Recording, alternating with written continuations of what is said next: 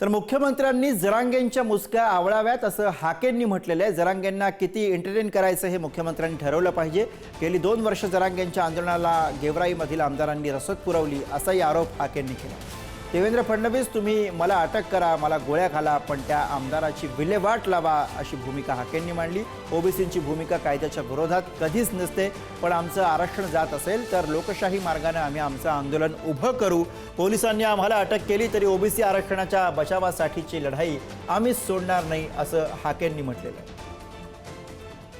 ओबीसींची भूमिका इथल्या राष्ट्राच्या विरोधामध्ये, इथल्या कायद्यांच्या विरोधामध्ये कधी नव्हती, नसणार आणि पुढेही कधी अशा पद्धतीचे ओबीसी वर्तन करणार नाही।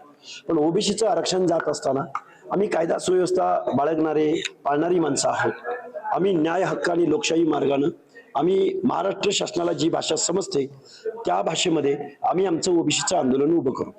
मला लवकरात लवकर पोलीस प्रशासनाने आम्हा सर्व आंदोलकांना लवकरात लवकर पोलिसांनी अटक करावी, जेलमध्ये टाकावं,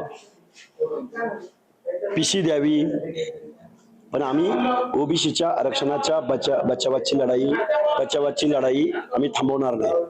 हा त्यांचे कार्यकर्ते, त्यांचे आमदार, त्यांचे होर्डिंग्स, त्यांचा सक्रिय सहभाग हे बघा ना तुम्ही, सक्रिय सहभाग आहे ना। मी आरोप करायचं काय कारण आहे? सगळ्या रोडवरून, एक रोड असा नाही की जिथं बॅनर नाही। कुठून येतं एवढ्या हजारो गाड्या, डिझेल?